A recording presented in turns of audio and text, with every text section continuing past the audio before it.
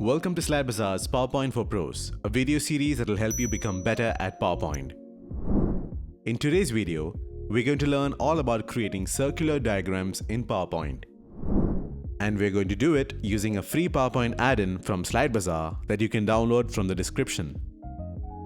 Now, to create a circular diagram, we're going to use a feature in the add-in called the Smart Shape Replicator. To start off, insert a shape or create a shape that you want to be replicated in a circular pattern.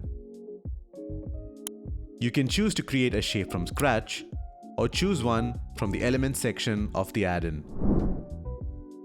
Now that your shape is done, click on the Smart Shape Replicator.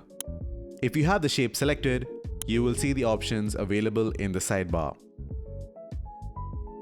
Starting off in the Layout Arrangement section, make sure Circular is selected, and all you need to do is increase the shape replication count to the number you want. Depending on the type of shape you have, you can adjust the shape pointing direction and try different variations to get what you want. Next, adjust the radius to improve the spacing between the shapes. This also lets you add more replicas if you want. Just below the radius slider, you can also choose the measurement unit as well.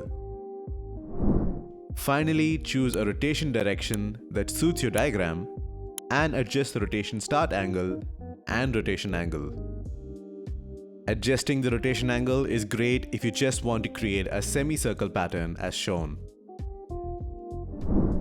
Once you have replicated the shape in a circular pattern, you can close the replicator, delete the shape in the middle, and add some text, some minor tweaks, and your circular diagram is now ready. So there you have it, a simple tutorial to create circular diagrams in PowerPoint using SlideBazaar's free PowerPoint add-in.